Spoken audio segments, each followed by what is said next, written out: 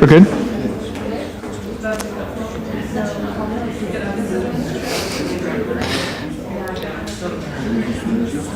Are we running already, guys?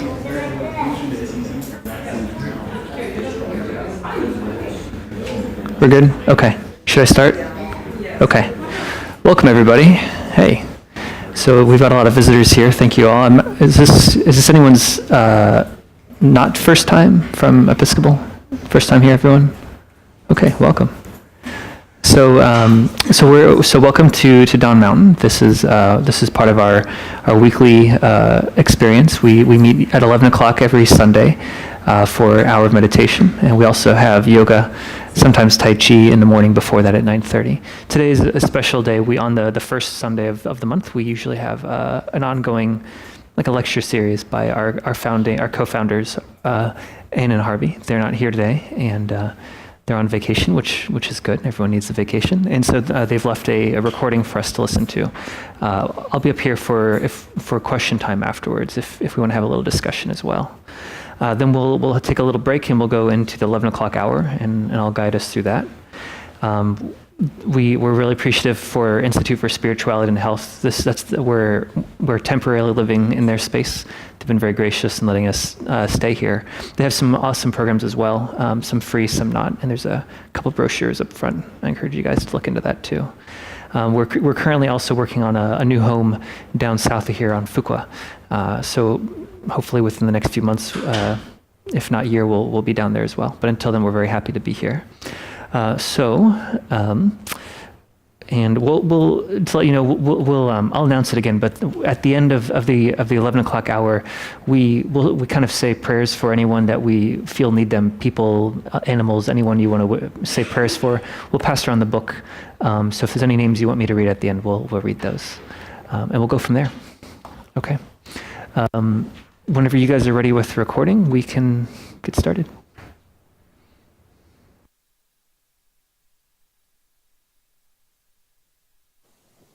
Hello, everyone. Here we are now, preparing to reflect on, meditate on, actually to cultivate the four boundless states. These are a very central, very beautiful practice. They have the power to actually turn the light onto the various things that disturb our lives. And they also have the power to open us to that capacity within ourselves to be free of that. So in this way, when we are talking about the four boundless states, which by the way are present in virtually all the Buddhist traditions and probably even outside the Buddhist traditions in India around or before the time of the Buddha, this cultivation of the four boundless states can be understood in the context of the teaching of the Four Noble Truths. It can be understood in the context of the teaching of the five Buddha wisdoms. So in that way, the Four Noble Truths were taught, they were the very first teaching that Buddha taught. The elaboration of the five wisdoms, which begins in Mahayana India and really is part of the crowning great paths of Tibet, the highest possible practices of those traditions, whether it's Dzogchen or Mahamudra or Path and Fruit or highest Yoga Tantra. These are the paths that really talk about the five Buddha wisdoms. In discussing the four boundless states, we are working with ourselves as we are right now and using these practices actually as bridges to something that is present within us always, but we don't have much contact with it. In this way, we can say that we have two faces. Everyone has two faces. Two faces, the face of our lives of limitation, pain, disappointment, hurt, everything that we might lump under the category of what is unsatisfactory. That is part of our experience as human beings. We can't deny that. And our practice of the four boundless states is not a way to deny those things, but actually a way to experience them such that they can become portals to our other face. Our other face is a face of clarity, ease, simplicity, open skyness. All the other things that we experience are like weather, but they're not what we are. But we identify with them very, very, very powerfully. We identify with them so powerfully that we feel that if they should tend to dissolve in any way, that we would die. And that makes practice quite challenging. So heads up, this is a practice that sails to the other shore, which is really not another shore at all, but actually the nature that is our own wisdom ocean that is always here. But in the process, we encounter things that we have perhaps spent much of our lives not seeing. And by not seeing them, we have continued to be plagued by them. So that hasn't been skillful for us. The four boundless states are famously equanimity, which we can also call sameness or balance or evenness. It's a state of grace in which we are not overwhelmed by dislike or avaricious affection, glomming on, needing, grasping. We neither have that kind of excessively adoring, attached sort of reaction, nor do we have excessively distancing, hating, loathing, pushing away reaction. So what's left? We might feel then, oh, we're just in some kind of bland, neutral state. But equanimity, evenness, is not a bland, neutral state. So one of the challenges, the interesting explorations of this journey is that we will want to experientially distinguish equanimity from indifference, dullness. We may find that we open to a state of evenness, openness, non-reactivity, freedom from judgment, and it feels kind of nice, and it feels fresh for a moment or two. And then it can shift very subtly, and before we know it, we're in some sort of dull, neutral, rather opaque state. Something like the opaqueness of a sky, the nature of which is always clear and open, but it can fill with a light mist that is actually different from its natural, expansive nature. So we will be cultivating equanimity. We'll actually spend a fair bit of time on equanimity today and part of our next session as well, because part of what we want to do is to learn how to apply a practice like this. That's actually a very significant part of the learning of these sessions. How to work with yourself. How to work with your two faces. Not to become so overwhelmed by the down face, so to speak, that you forget that this other open expanse of oceanic sky is actually never sullied. And how not to get overly idealistic about this expansive sky, wisdom nature, this Buddha nature, this stainless space of your real sky. Not to get so enamored of that we think we have nothing to do with this other mucky stuff. These clouds, whether they be wispy clouds or billowing clouds.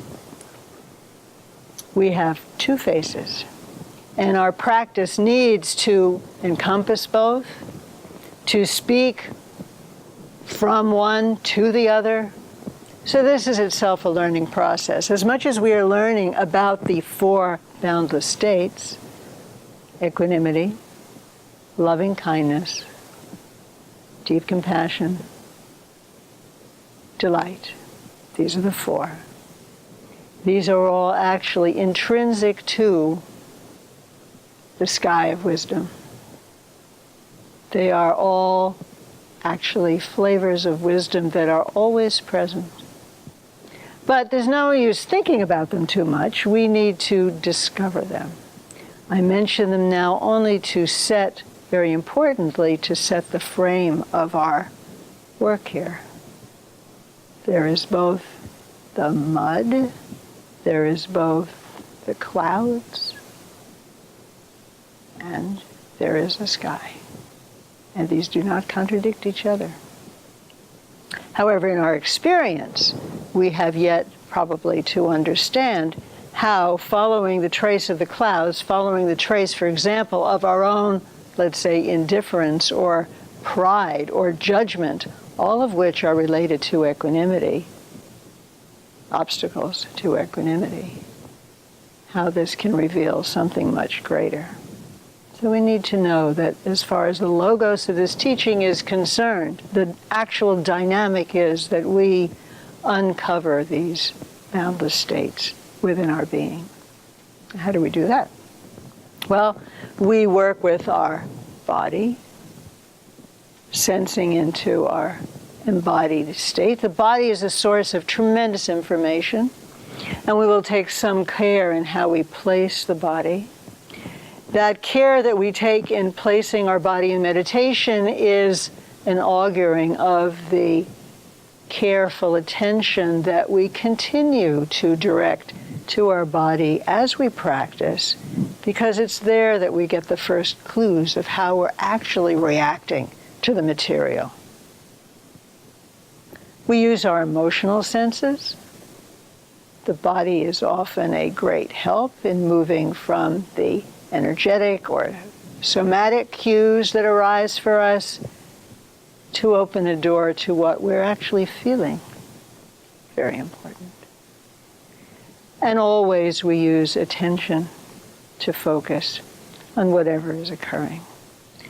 So we're going to do a guided meditation.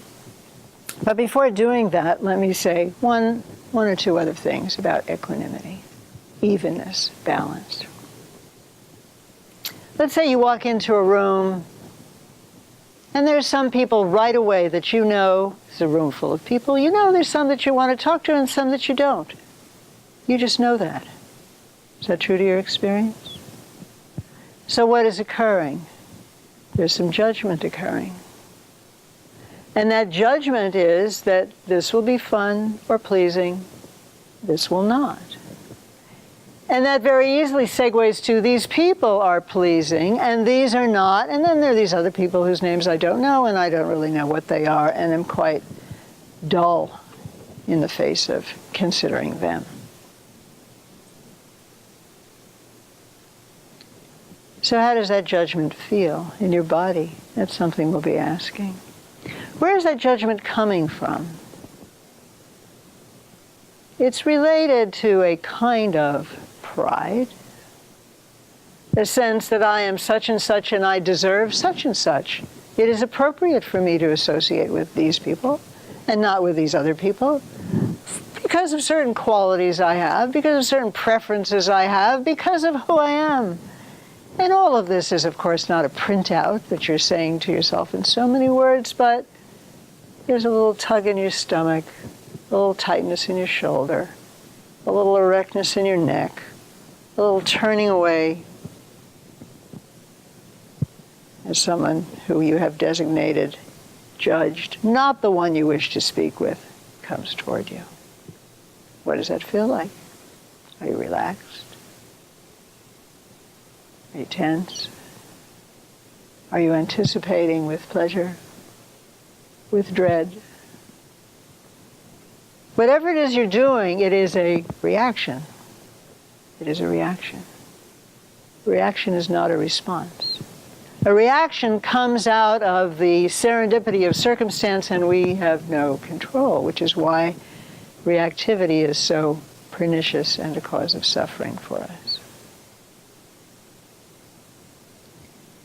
Equanimity, then, has the possibility to dissolve pride, and the work, the heavy work, the really rather tiring, repetitive business of judge, judge, judge, judge, judge. And of course, if you are in a place of judgment, a place we all know, it doesn't just operate with respect to other people, it operates with respect to ourselves. And may the most painful of all. So we're going to get to see that as we explore equanimity. We're going to look at the way in which equanimity is different, as I mentioned, from indifference, different from dullness. And in this way, shine a light on the way in which equanimity is also a balm against not only pride, but also against a sort of obscuration, bound experience of states. And we begin always by setting our body as a vessel for attention that is both clear and relaxed. A lot of what we learn in practice is we learn to be at ease in the face of whatever is occurring. That's a big learning, a big, big learning. So, many of you know how to sit. What's important about sitting is not whether you sit on a chair or a cushion, but that you really allow yourself to be held and supported by your seat. So that means relaxing the bottom of your body a bit. Sometimes we find that we're holding ourselves up, like tightening our buttock muscles, bottom of body muscles, as if you needed to tighten there to hold yourself up, but you don't. You can let go and let yourself be held. And that is the very, very beginning of embodying a kind of trust that's actually very important throughout practice. Just to trust. You are held. You can consider for a moment that you are supported in a very deep way. Wherever you are seated right now, you are seated directly above the center of the earth. Yeah, it's true. And thus there is actually support coming to you from there. So with all that deep support, sit, be held. This is meaningful because the body very naturally is a bridge that translates physical ease of support, physical sense of support, to a sense of emotional, psychological trust. And that is a very significant type of relaxation for us. So we sit like that. We have a sense of an upward flow from the bottom of our spine through the belly, heart, throat, crown, the apex of space. We are in alignment from the center of the earth to the center of our belly, to our solar plexus, heart, throat, crown. There's actually an avenue there, an alignment there that also supports you. More support, more relaxation, more relaxation, more clarity. Clarity and relaxation together support both trust and insight. You don't have to say those words to yourself every time. You just sit. So we sit in this way. And we turn our attention, we let our attention gently rest on our breath.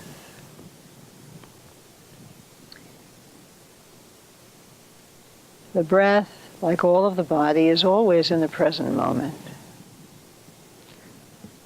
So turning our attention to our breath in this way brings us into the present moment, which means that in this moment we are free from worries about the past, swimming toward the future. We're just right here, sitting, supported, And this is exactly where we need to be for our practice. It's exactly where we need to be for our lives. So this itself is a very significant practice. Now when you do this at home, really, you should take up this practice. It's good to spend 10, 15, really, maybe even 20 minutes, just like that. Just observing your breath.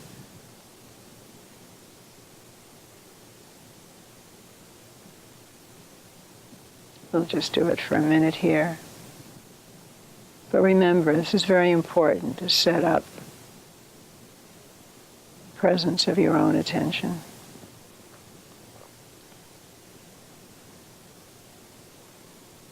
And when you feel fairly settled, you've been doing this for a while already, you can let one breath, one inhalation carry your attention all the way down to the center of your belly and just sit there for some minutes, especially in the context of cultivating equanimity. Equanimity has a connection with deep settling, earth element. If you're familiar with elemental practices. And the place in the body where we connect to that kind of deep, even settling is the center of the belly. Tibetans call the do. Other traditions call the hara, the dantian, the kath. Very, very deep place in the body. So we let our attention sit there, maybe for 10 minutes, 15 minutes. It's part of your setting up of attention, that 20-minute period ideally, 15-minute period, 10-minute at least.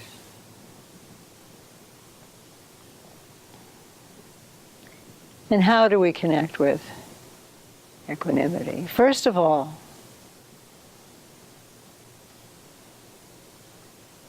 what do you already know about equanimity?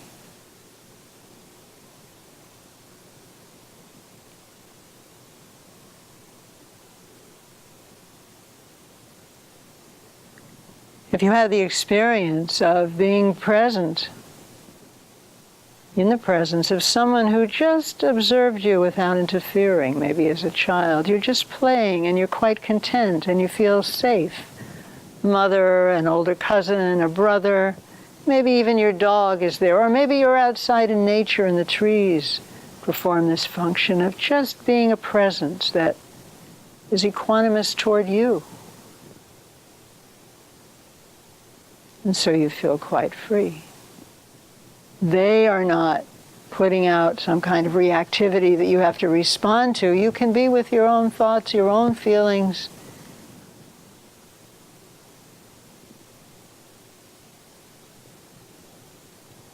As you remember such a scene from your experience, what do you feel?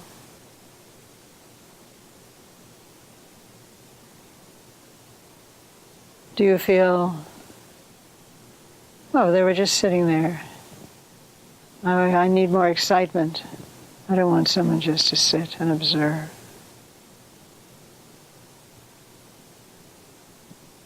And I didn't really do it right when they were present with me. They didn't fully satisfy what I wanted. Or maybe you feel this is really lovely. May I never have to have a conversation with anyone ever again and just be present and even. So whatever your reaction is, take some note of it. Maybe you're already beginning to have a reaction against equanimity. That's good.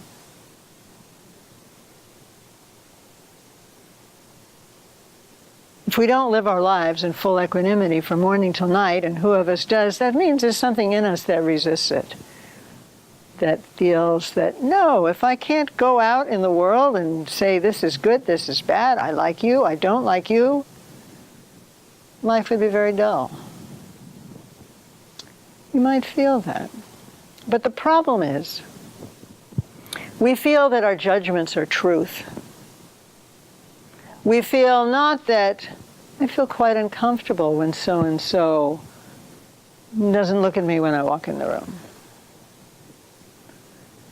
Usually we leap over that observation and go to so-and-so is quite unfriendly. You have no idea what is going on with so-and-so. Their reaction may have nothing to do with you. The thing is, what we're starting to see is that we see others through the lens of our own experience, our own reactivity. Geshe Rabten, whom I studied with many, many years ago in Dharamsala, would say, why do we like some people and not others? Well, because some people make us feel good and others don't. And we tend not to question that kind of judgment. But now what we want to recognize is that it is just that. It is just a judgment.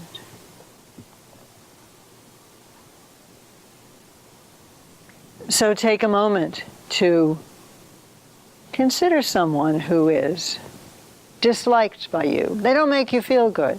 What do you dislike about them? And ask yourself what? Is it their appearance, their way of talking, their mood, what they wear? Until you can feel your own reaction. Feel into that reaction. And identify this as your reaction of judgment. A reaction that is actually obscuring the open sky of your equanimity. And do it carefully.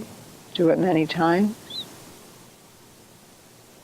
Is your assignment until the next time, next week, or whenever you watch the next segment.